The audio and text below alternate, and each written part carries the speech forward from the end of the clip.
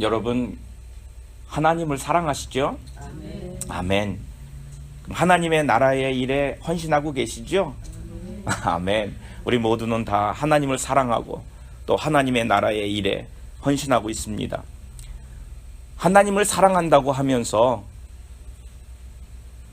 그 사랑이 교회를 위한 헌신으로 이어지지 않는다고 한다면 그거는 분명 문제가 있는 겁니다. 하나님을 사랑한다고 하면서 교회를 사랑하지 못하고 교회에 헌신하지 못한다고 한다면 그건 하나님을 온전히 이해하지 못한다는 사실이에요. 교회는 그리스도의 몸입니다. 그래서 몸된 교회라고 말했을 때 이 교회는 그리스도의 뜻, 하나님의 뜻을 위하여 그 일을 수행하는 기관이에요. 교회가 그리스도 하나님의 뜻을 수행하는 기관인데 그 수행하는 것을 위하여 헌신하지 못한다고 한다면 결국은 하나님의 뜻을 이뤄가지 못한다는 얘기죠. 그래서 우리는 하나님을 사랑하고 또 그 사랑하는 마음으로 교회를 위하여 수고하고 헌신합니다. 성도라고 하는 것은 그래서 교회를 통해서 하나님의 뜻을 이루기를 원하고 또 그러기 위해서 살아가는 것이 성도예요. 근데 문제는 우리가 이렇게 헌신도 하고 수고도 하고 애쓰는데 우리가 수고하고 헌신하고 애쓰는 이 모습, 이것들을 정말로 하나님이 기뻐하실까? 내가 수고하고 있는데 나의 수고를 하나님이 정말로 좋아하실까? 만약에 나는 헌신하고 있다고, 나는 정말로 애쓰고 있는데 하나님이 내 수고를 기뻐하지 않는다면 그거 정말 얼마나 답답한 일이겠어요. 여러분 한번 그런 생각 해보셨습니까? 하나님이 정말로 내가 드리는 이 헌신을 받아주실까? 이건 참 중요한 문제입니다. 만약에 내가 아무리 열심을 내어도 하나님이 기뻐하지 않는다면 이건 큰 문제잖아요. 오늘은 바로 그 문제를 말씀을 드리려고 합니다. 오늘 본문은 사무엘하 6장입니다만은 사무엘상 6장에 이런 말씀이 나옵니다. 그 블레셋에 빼앗겼던 하나님의 궤, 법궤를 다시 되찾아오는, 돌아오는 그런 장면이 나옵니다. 법궤라고 하는 건 하나님의 임재의 상징이죠. 그래서 이스라엘은 광야 40년 동안에 이 법궤를 늘 메고 다닙니다. 어디를 가든지 법궤와 함께 하지요. 홍해를 건널 때도 물론이고 요단강을 건널 때도 물론이고 늘 이 법궤와 함께 합니다. 이스라엘 민족이 가는 곳 중심에는 늘 법궤가 있었습니다. 하나님이 우리를 지키신다, 하나님이 우리와 함께 하신다는 그런 의미를 가지고 있습니다. 이 법궤가 함께 한다고 하는 사실은 그렇다고 해서 법궤가 있기 때문에 이스라엘 민족이 보호를 받는다라고 하는 의미는 아닙니다. 그들이 하나님의 뜻 가운데 있고 그들이 하나님의 백성이기 때문에 하나님께서 그들과 함께 있다는 거지요. 그런데 홈리와 비니아스가 이것을 부적처럼 사용을 했습니다. 무슨 말이냐면 그들이 전쟁에 지고 있는데 전쟁을 감당하지 못하겠어요. 그래서 이 법궤를 전쟁터로 모시고 나갑니다. 왜냐하면 법궤가 있는 곳에 승리가 있었거든요. 여리고성이 무너지는 그 기적을 보고 싶은 거죠. 그래서 그들은 법궤를 끌고 나가면, 법궤가 전쟁터로 가면 적진은 멸할 것이고 우리는 승리할 거라는 그런 생각을 가지고 법궤를 전쟁터로 끌고 갔어요. 부적처럼 여겼다는 거예요. 그런데 그 전쟁에 자기들이 죽고 또 법궤조차 빼앗기는 그런 일을 당하고 말았지요. 우여곡절 끝에 다시 이 법궤가 돌아왔습니다. 그런데 법궤가 돌아오고 나서 70여 년 동안 어느 누구 하나도 돌보지 않고 무관심한 속에 시간들이 흘러가게 되죠. 그러다가 이제 다윗이 왕이 됐습니다. 그리고 다윗은 왕권을 수립하고 왕권을 확실히 돈독하게 한 다음에 가장 먼저 한 일이 뭐였냐면 이 하나님의 언약궤를 다시 예루살렘으로 모시고 가는 그 일을 시작한 거예요. 많은 사람들을 동원했습니다. 성경에 보면 3만 명이라고 하는 사람들, 그것도 고르고 가려 뽑아서 특별한 사람들 3만 명을 불러 모았습니다. 그리고 그들의 행렬 가운데 이 법궤를 모시고 오는 그 행사를 하는 거죠. 그래서 그 행사의 그 일행들, 그들의 그 많은 수가 이제 아비나답의 집으로 향했습니다. 그랬더니 그 집에서 때마침 아비나답의 아들 아이호와 우사가 그 법궤를 모시고 나옵니다. 근데 법궤를 모시고 나오는데 보니까 새 수레에 싣고 나왔습니다. 한번 생각을 해보십시오. 많은 사람들이 지금 기쁨과 즐거움과 또는 찬양과 이 말씀 그대로를 보면 5절에 보면 온갖 악기를 다 동원했습니다. 그래서 그 찬양의 소리, 이 악기의 소리, 거대한 퍼레이드예요. 정말로 멋있는 퍼레이드, 거대한 퍼레이드가 벌어지고 있는 거예요. 그 가운데 새 수레를 끌고 나옵니다. 얼마나 좋습니까? 얼마나 기쁩니까? 모든 백성들이 즐거워하고 있습니다. 야, 이제 우리 하나님의 언약궤를 우리 예루살렘으로 모시고 가는 거사. 예루살렘의 그 성전에 모시어서 이제는 하나님이 계시할 바로 그곳에 우리가 모실 수가 있겠구나라는 그 마음으로 얼마나 좋았겠습니까? 근데 문제가 생겼죠. 어떤 문제입니까? 본문의 말씀에 보면은 나곤의 타작마당에 이르렀을 때에 그 언약궤를 실은 그 수레, 이것이 흔들리게 되죠. 소가 날뛰는 바람에 이 수레가 흔들렸고 수레에 실려져 있는 하나님의 궤가 넘어질 것처럼 흔들렸습니다. 그때에 우사라고 하는 사람이 이 언약궤를 붙잡았어요. 그런데 그 언약궤가 넘어질까봐 붙잡았는데 우사가 그 붙잡는 즉시 거기서 죽었다는 거예요. 기가 막힌 일이지 않습니까?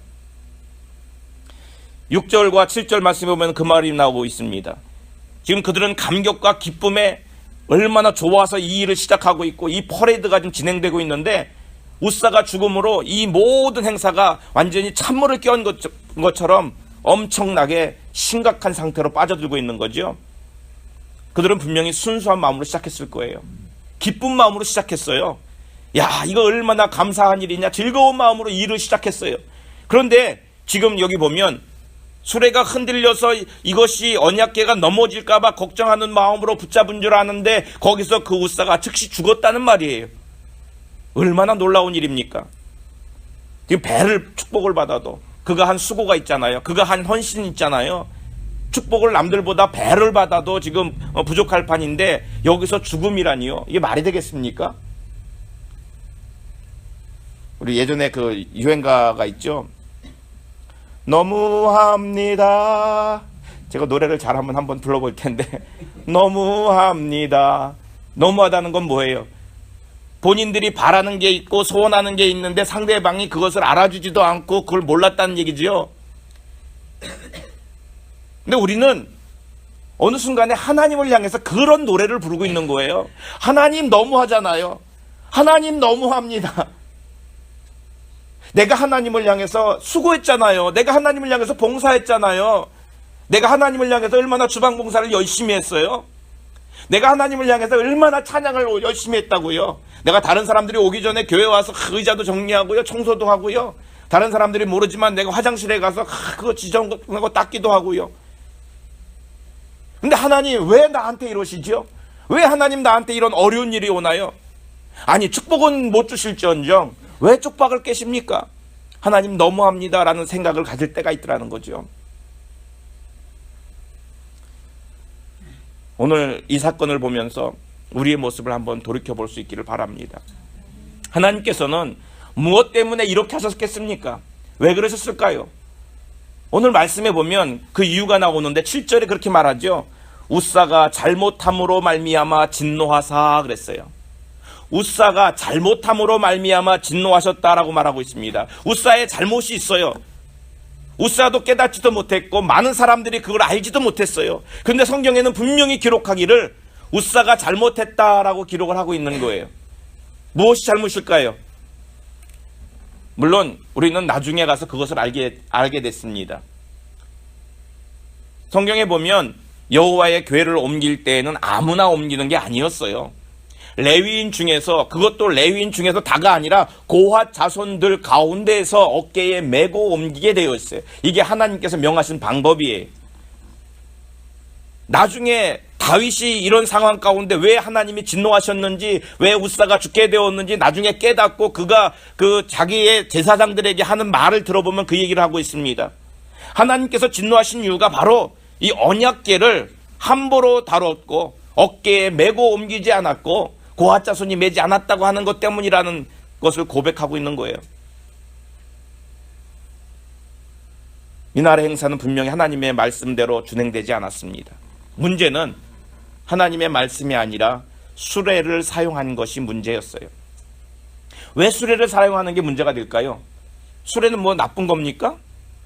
수레에 무슨 거기에 뭡니까? 뭐가 씌었나요? 그것도 새롭게 만든 수레 아닙니까? 그리고 이 수레는요, 블레셋 사람들이 이 법궤를 다시 돌려보낼 때 사용했던 수레예요. 아니, 그 수레가 아니라 그런 방법이에요.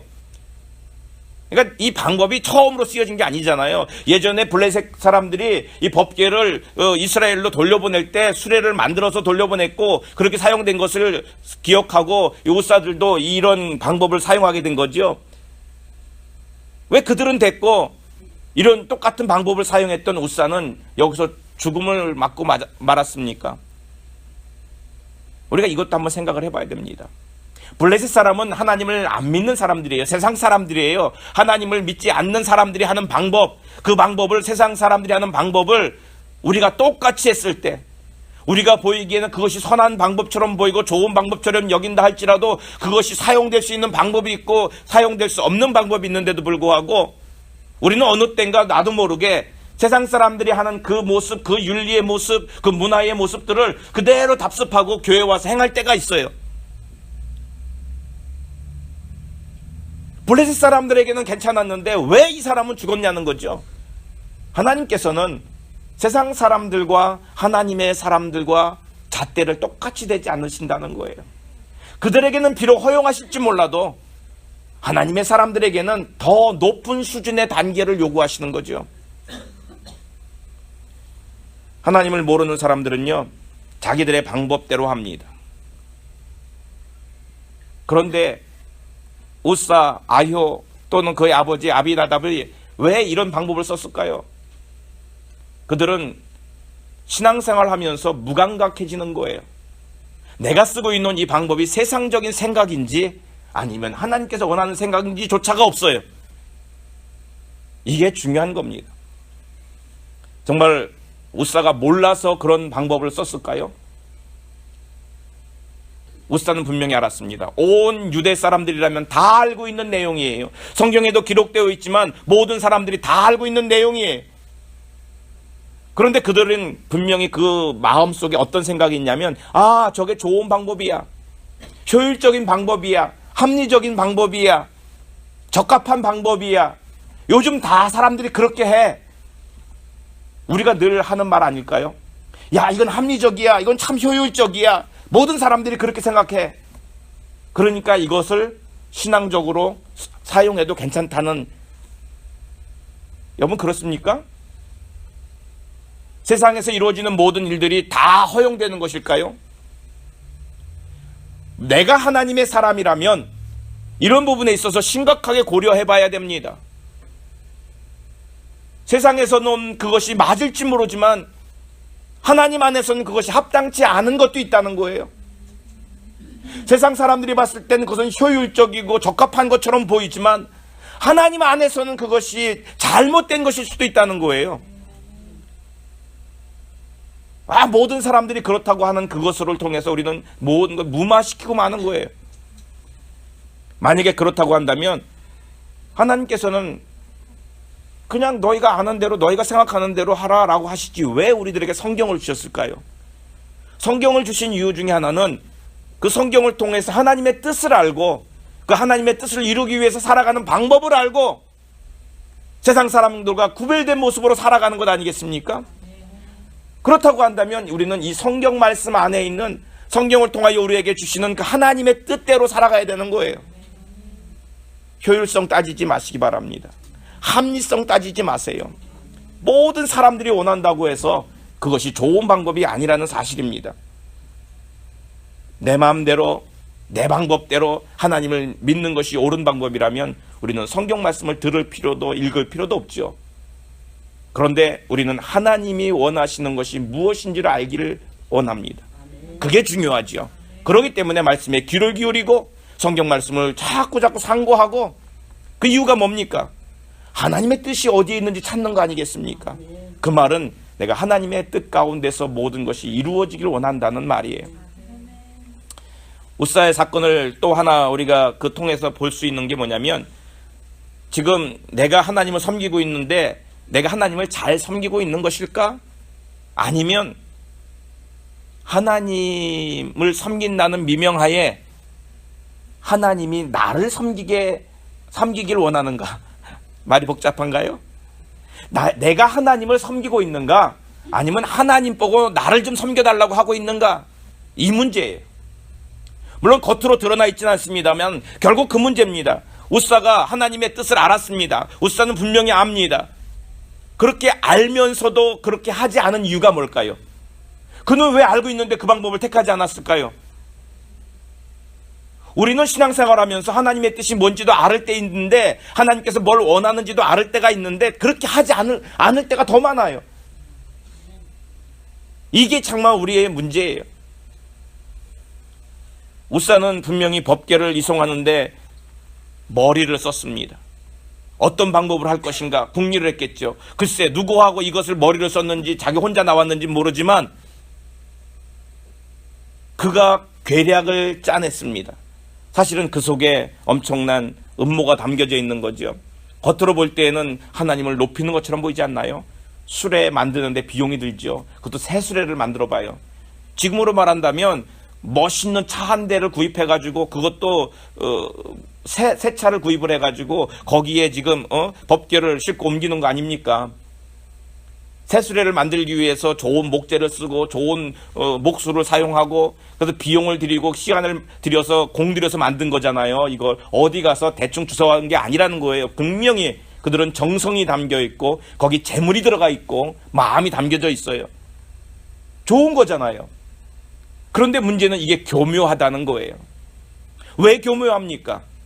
남들이 볼 때는 야, 참 믿음 좋아, 야, 참 헌신하는구나, 참 수고하는구나, 그렇게 볼 수 있는데 그 속에는 엄청 무서운 것이 있어요. 왜냐하면 만약에 이 새로운 방법, 새로운 수레에 싣고 가는 방법 말고 그냥 원래 하나님께서 원하시는 방법대로 하려고 한다면 어떻게 해야 합니까? 지금 고핫 자손들이 아비나답 그 집에 와서 이 하나님의 궤를 어깨에 메고 들고 나가는 거예요. 지금 바깥에는 누가 있는데 수많은 사람들이 지금 이 장면을 보려고, 하나님의 법궤가 움직이고 하나님의 성전으로 올라가는 이 모습을 보려고 나와서 환호하고 온갖 악기가 지금 동원되고, 그 퍼레이드 가운데 가장 주목받는 게 뭐예요? 법궤지요. 근데 이 법궤를 우사가 아니고 아효가 아니고 아비나답이 아니고 고핫 자손이 들고 와서 메고 나가는 거예요. 지금 이 법궤를 지키느라고 수고한 사람은 누군데? 나예요. 내가 수고했어요. 우리 가정이 수고했어요. 우리 아버지로부터 대대로 물려가며 70여 년이 넘게 이것을 지키고 보호했어요. 아무도 알아주지 않는 그때에, 무관심한 그때에 그걸 지켜왔어요.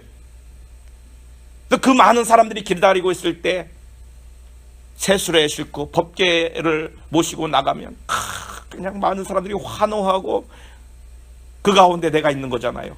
그 가운데 내가 지키면서 내가 바로 이 가까이에서 모든 사람들이 축하했다고, 야, 바로 저 사람이 지켰구나, 저 사람들이 그렇게 수고를 했구나, 저 사람 때문에 이런 날이 왔구나, 그 칭송을 받을 텐데 이걸 뺏기고 싶지 않은 거예요. 어떤 장로님이 계셨습니다. 제가 기억으로는 한 38년 전쯤 됐나? 이 장로님이 가족과 아는 사람들을 모아서 개척을 하기 시작을 했어요. 그래서 사람들이 조금 모아지고 나니까 이제 교역자를 찾아서 신학을 늦게 하신 그 늦깎이 전도사님 한 분을 모셨습니다. 늦깎이 전도사님을 모셔놓고 이제 개척을 했는데, 성도들이 점점 모이고 성도들이 많아지고 나니까 이제 어느 정도 교회의 틀이 잡혀가지요. 근데 명절이 됐어요.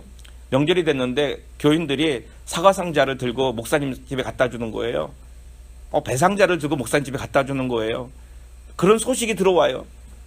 그러니까 은근히 화가 나는 거예요. 어떤 화가 나냐면 이 교회를 내가 세웠는데 저 전도사님을 내가 초빙해가지고 내가 여기 앉혔는데 나한테는 요만한 거 하나 갖다 주고는 저 전도사님한테는 사과 상자 그냥 좋은 거 A급으로 갖다 주고 자기도 모르는 사이에 속에서 막 화가 나고 그래서 그걸 참지 못하고 교회를 뛰쳐나갔죠. 물론 제가 뭐 그 얘기를 드리려고 하는 게 아니라 사실은 이 부분 내가 이것을 수고하고 내가 헌신하고 내가 거기 밑거름이 됐는데 다른 사람들이 나를 알아주지 않잖아요. 그럼 나도 모르는 사이에 이런 마음이 생겨요. 이건 남의 일이 아닙니다. 우리의 일이에요. 내가 고생하고 내가 봉사해가지고 뭔 일을 이뤘어요. 어떤 행사를 했어요. 나한테 그 영광을 돌려주지 않잖아요. 그러면 속에서 막 뭔가가 올라오죠. 다른 사람이 오히려 막 박수를 받아봐요. 사실은 지금 그 얘기예요.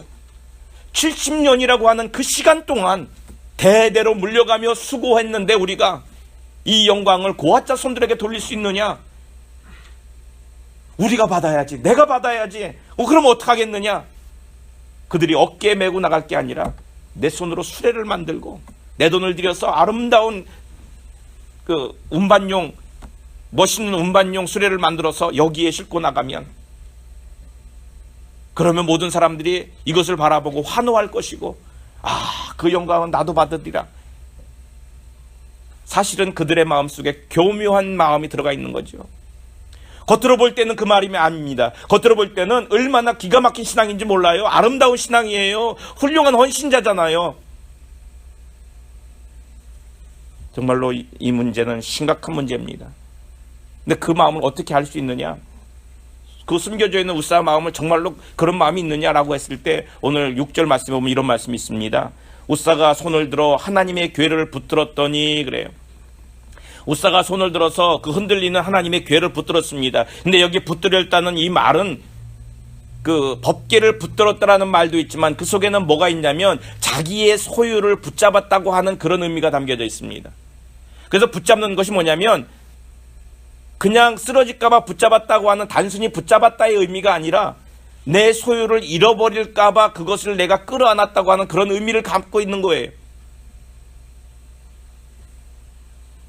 지금 이 말의 의미는 뭐냐면 이 법궤가 넘어지면 이제껏 내가 쌓아왔고 우리 집안이 쌓아왔던 이 모든 수고와 이 모든 헌신이 와르르 무너질 것 같은 거예요. 이 법궤가 넘어져 봐요. 지금 얼마나 오히려 우리를 향한 그 화살이 우리를 향해 쏘고 이것을 감당하지 못할 거 아닙니까? 또는 내가 받아야 될 영광이 홀라당 다 날아가 버릴 것 같지 않습니까? 그래서 뭐를 붙잡은 거냐면 법궤 자체를 붙잡은 것이 아니라 내가 받아야 될 그 어떤 것, 내 소유를 붙잡는 거예요. 이거는요, 참 중요한 문제입니다. 이거는 자기의 명예 또는 나의 기득권, 내가 누려야 될 어떤 영광들, 사람들 눈에 보이기에 좋은 방법으로 다 치장되어 있지만 그 속에 들여다보면 다 자기 자신이에요. 나 자신. 겉으로 볼 때는 헌신인데 들여다보면 나를 드러내고 싶은 거예요. 그걸 붙잡았다는 거예요. 그거 안 잃어버리려고. 우사는 분명히 자기 교회에 헌신하고 있는 어떻게 보면 우리들의 모습이라고 말할 수 있습니다. 이제껏 언약궤를 모시고 있었기 때문에 그에게 그럴 만한 권리가 있다고 여길 수 있죠. 본인 스스로도 그렇게 생각하고 있는 거예요. 우리가 오랫동안 신앙생활을 하다 보면 나도 모르는 사이에 자기 자신이 어떤 권리를 갖고 있다고 생각을 하는 거예요. 내가 직분이 생기고 뭔가를 책임을 맡아서 일을 하다 보면 의무를 생각하는 것이 아니라 나의 권리를 생각해요. 나는 이렇게 해도 된다는 생각을 가지고 있는 거예요. 이게 얼마나 잘못된 생각인지 모릅니다. 우리가 하고 있는 이 신앙의 모습, 내가 가지고 있는 이 신앙, 정말로 이것이 하나님을 위한 신앙인가요? 내가 하나님을 높이고 하나님을 기쁘시게 하기 위한 신앙인가요? 아니면 나를 드러내고 나를 자랑할 만한 신앙이라고 하는 이름으로 위장되어 있는 이기적인 내 기득권을 주장하는 어떤 그 나 자신일까요? 여러분 한번 우리 스스로를 생각해 볼 수 있기를 바랍니다. 신앙생활 하면서 신앙이라고 하는 미명하에 자기의 뜻을 이루려고 하지 마세요. 교회에서 모든 일들을 결국 자기 뜻 때문에 생기는 것 아닙니까? 내가 내 뜻을 이루려고 했을 때 우리는 겉으로 내 뜻이 이렇다라고 말하지 않아요. 다 믿음이라는 말로, 다 교회를 위한다는 말로, 하나님을 위한다는 말로 다 위장해요. 그런데 그 속에 들어가 보면 자기 뜻이야. 내가 말한 건데, 내가 계획한 건데, 내가 생각한 건데. 사실은 이런 부분 때문에 우리는 우리의 신앙이 더 자라나지 못하는 거예요. 내 안에 내가 너무 커서, 뭐 가시나무라는 가시나무 새인가 그런 게 있죠. 내 안에 내가 너무 커서, 내 안에 내가 원하는 게 너무 많아서 하나님을 향하여 내가 섬기는 것이 아니라 오히려 주장하는 거예요. 우리가 하나님의 대변자인 것처럼 하나님의 뜻은 물어보지도 않고 자기 스스로 결정해놓고 하나님이 그렇게 원하셨던 것처럼, 그러면서 우리는 떳떳하게 이것이 바로 믿음의 모습이라고 말하고 살아가는 거예요. 우사가 바로 그렇게 합니다. 우사는 열심이었습니다. 그의 열심 우리가 쫓아가기도 어려워요. 분명히 그는 열심입니다. 그런데 이렇게 참 수고하고 하나님을 향해서 헌신했던 사람인데도 사실은 그의 헌신과 그의 수고를 하나님이 기뻐 받아주지 않았다는 거 아닙니까? 이게 안타까운 거예요. 헌신했는데 불구하고 하나님이 받아주지 않아요. 얼마나 이게 안타깝습니까? 겉으로는 웅장해 보이고 화려해 보이지만 사실 속으로 들여다봤더니 그 속에는 세상적인 방법과 수단을 동원한 거였다는 거죠. 교회의 모든 싸움은 바로 이것입니다. 믿음이라고 하는 미명하에 신앙이라고 하는 모습을 갖췄지만 속을 들여다보면 다 자기를 꺾지 못하는 싸움들이죠. 왜 교회가 분열되고 성도들 간에 왜 싸움이 일어납니까? 내 안에 내 것이 너무 강하기 때문이에요. 내 거 찾는 사람 치고 다른 사람 거 챙겨주는 거 못 봤어요. 자기 것 주장하는 사람 치고 하나님의 것에 대해서, 하나님의 나라에 대해서 생각하는 사람 못 봤어요. 여러분, 내 방법이 아닌 하나님의 방법으로, 내 열정이 아닌 하나님의 열정으로 우리가 하나님을 섬길 수 있기를 바랍니다. 신앙의 가장 큰 목적은 하나님을 기쁘시게 하는 거예요. 나를 만족시키고 내가 원했던 것을 관철시키는 것이 아니라 하나님을 기쁘시게 하는데 목적을 두고 살아갈 수 있기를 바랍니다. 그러려고 한다면 하나님의 말씀을 따라, 뜻을 따라 살아가야지요. 내 안에서 생겨나는 그 모든 것들, 자기 스스로도 깨닫지 못하는 속에 오히려 하나님으로부터 멀어져 있는 내 모습. 여러분, 우리가 다른 사람들과 막 다툼하고 그럴 때 느낄 때는 나는 괜찮은 것처럼 느끼잖아요. 내 믿음은 좋은 것처럼 느끼잖아요. 그게 본인이 섞고 있는 거예요. 믿음이라고 하는 미명으로 이렇게 다 싸가지고 본인 스스로도 깨닫지 못하고 있는 거예요. 하나님의 일에 헌신하기는 헌신하지만 그러나 하나님을 기쁘시게 하기 위하여 헌신할 수 있기를 바랍니다. 여기 또 한 사람이 나옵니다. 오벳 에돔이라고 하는 사람이에요. 오벳 에돔이라고 하는 사람은 9절에 보니까 다윗이 그날의 여호와를 두려워해서 그 언약궤, 하나님의 궤를 다윗성으로 옮겨가지 못합니다. 당연하지요. 그 자리에서 죽는 일이 일어났는데 그 모든 사람들이 깜짝 놀랐지요. 위기가 일어났습니다. 근데 지금 그 언약궤를 이제 오벳 에돔의 집으로 옮겼다라고 말합니다. 오벳 에돔이 어떤 사람입니까? 오벳 에돔이라고 하는 사람이 어떤 사람이기 때문에 이런 위기 속에서 선택을 받았고 이 하나님의 법궤를 그의 집으로 옮겼을까요? 오벳 에돔이라고 하는 사람 그냥 아무나 뽑아서 길 가는 사람 붙잡아가지고 그냥 시켰을까요? 분명히 하나님의 궤는 하나님의 임재의 상징이기 때문에 함부로 결정하지 않았어요. 신중히 결정했고 골라서 뽑고 뽑았을 거예요. 아무나가 아닌 하나님의 사람으로, 이걸 감당할 만한 사람으로, 더욱이 지금 이것을 만지다가 사람이 죽었는데 누가 시킨다고 할 수 있는 사람도 없어요. 그 가운데 특별히 선택을 받은 사람이 오벳 에돔이었다는 겁니다. 이 사실만 보아도 오벳 에돔은 모든 사람들의 인정을 받을 만한 믿음의 사람이에요. 또 하나, 자기 자신을 희생할 수 있는 사람이에요. 이런 두려운 일 가운데 내가 이 일을 하겠다고 나설 사람이 아무도 없지요. 이 일을 하다가 사람이 죽었는데 이 일을 맡아서 하라고 한다면 여러분 같으면 하시겠습니까? 아니요. 반대하고, 남편이 한다고 해도 아내가 극구 말릴 것이고, 자식이 한다고 해도 아버지가 와서 말릴 거예요. 못하게 할 거예요. 쉬운 일이 아니에요. 이건 정말로 하나님을 향한 믿음과 하나님을 향한 헌신이 없으면 할 수 없는 일이에요.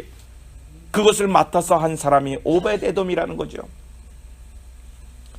역대상에 보면은 그는 성전 문지기였다고 말을 하고 있습니다. 성전 문지기. 어떻게 보면 별거 아니잖아요. 뭐 이스라엘을 좌지우지할 수 있는 그런 권력을 가지고 있는 것도 아니고요. 모든 사람들이 그를 추앙하는 어떤 영적인 위치에 있는 그런 사람도 아닙니다. 사람들에게 알려지지도 않았고 사람들의 존경을 받을 만한 그런 사람도 아니에요. 그렇지만 또 한 가지 영적 측면에서 본다면 그는 하나님의 성전의 거룩성을 지키고 하나님의 성전을 보호하는데 최전선에서 일하고 있는 헌신자지요. 아마도 그 일에 참 수고를 많이 했나 봐요. 그리고 모든 사람들이 그를 인정했나 봐요. 그가 선택된 것을 보면은 평범한 사람입니다. 그렇지만 분명히 하나님의 일에 선택되었고 아주 비범한 신앙을 가졌던 사람이라고 볼 수가 있지요. 근데 오벳 에돔은 하나님의 법궤를 3개월 동안 모시고 있었는데 뜻밖의 횡재를 만나죠. 그가 큰 축복을 받았다라고 얘기를 하고 있습니다. 70년 동안 하나님의 법궤를 모시고 있었던 그 집안은 그 마지막 날에 우사가 죽는 일을 당했어요. 그런데 오벳 에돔은 3개월 동안에 얼마나 큰 축복이었는지 온 이스라엘이 다 소문이 날 정도로 큰 축복을 받은 거예요. 억울하지 않나요? 아니 70년 동안이나 이렇게 섬겼던 그 집안에는 왜 이런 하나님이 너무합니다라는 고백할 수밖에 없는 그런 일을 당했잖아요. 그런데 3개월만 하나님의 앞에 헌신하고 수고했던 그 오벳 에돔은 그 큰 축복을 받았을까요? 오벳 에돔은요, 자기도 축복을 받았고 자기 자식들도 축복을 받습니다. 그가 받았던 축복을 보면은 뭐라고 말할 수 있냐면 집안의 축복이고 재물의 축복이라고 말할 수 있어요. 그 집안에 온 집에 복을 주셨다고 말했으니까 평안의 복도 있고 재물의 복도 있고 또 보면 자식의 복이 있어요. 자식들이 잘 되었다고 말합니다. 모두 다 잘 되었고 그들이 강했고 능력이 있었다라고 표현을 하고 있습니다. 능력이 있었다는 그 표현 속에는 그들이 어떤 그 군사력도 있었다, 그들의 어떤 재능이 있었다, 어떤 그런 말로 표현되는데 성경에 자신뿐만이 아니라 자기 집안, 자기 자식의 자손들에 이르기까지 복을 받았다고 하는 말씀이 나오고 있습니다. 오벳 에돔이 받았던 그 복은 또 그것뿐만이 아니죠. 자기 집안의 복만이 아니에요. 그가 받은 그 복으로 인해서 모든 사람에게 하나님을 알게 했어요. 두려웠죠. 이 법궤 때문에 그들이 죽음을 봤기 때문에 얼마나 두려웠겠습니까? 그런데 이것을 통해서 모든 사람들이 두려워만 하고 있는데 오벳 에돔이 복을 받는 모습을 보니까 아하, 이걸 두려워할 만한 것이 아니구나, 왜 그랬는지를 알아야겠구나. 그래서 오벳 에돔이 복을 받았다는 소식을 통해서 뭐가 일어났냐면 모든 사람들에게 하나님이 원하셨던 바가 뭔지를 알게 하셨어요. 그리고 다윗이 그걸 들었습니다. 다윗이 듣고는 그렇구나, 이것이 그런 의미가 아니었구나, 다윗이 깨달았지요. 그래서 다윗이 다시 시작을 합니다. 다시 시작을 할 때에는 예전의 방법이 아니라 하나님의 방법으로 하나님의 뜻에 따라 바로 그대로 엄청난 큰 퍼레이드를 벌이며 고아자손들이 어깨에 메고 이것이 성전으로 올라가지요. 그가 축복을 받은 건 그만의 축복이 아니라 온 이스라엘에게 하나님의 뜻을 알게 하셨고 다시 이 일을 시작할 수 있도록 힘을 주는 거예요. 우리 성도 가운데 누가 하나님의 축복을 받으면 그 사람만의 축복이 아니잖아요. 그 축복을 보면서 다른 사람들이 하나님을 향하여 찬양도 드리지만 또한 무엇인가 깨닫는 것도 있다는 겁니다. 오늘 분명히 성경에 보면 두 사람의 대조적인 모습이 나옵니다. 우사와 오벳 에돔이라는 사람이죠. 한 사람은 법궤 때문에 저주를 받았고 한 사람은 법궤 때문에 축복을 받았습니다. 우사의 잘못은 결국 자기 자신을 위한 열심 때문에 받은 벌이에요. 오벳 에돔의 축복은 자기 자신을 위한 열심이 아니라 하나님을 위한 열심 때문에 받은 복이에요. 겉으로 보기에는 다 같은 열심이에요. 다 같은 헌신처럼 보여요. 그러나 그 속을 들여다보면 하나님은 우리 중심을 보신다고 그랬죠.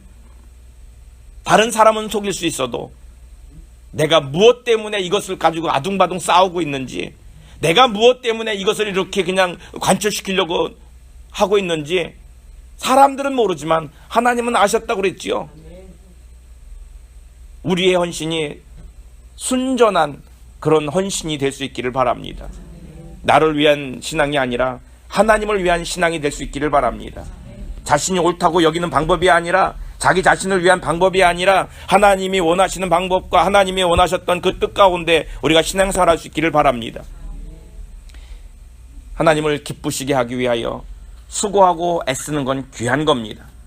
그러나 그거보다 정말 더 중요한 건 하나님을 위한 것인지 나를 위한 것인지, 그 속에 내가 내 것을 챙기자고 하는, 내 욕심을 챙기자고 하는, 내 기득권을 지키겠다고 하는 그런 욕심은 없는지 우리 스스로를 돌이켜볼 수 있기를 바랍니다.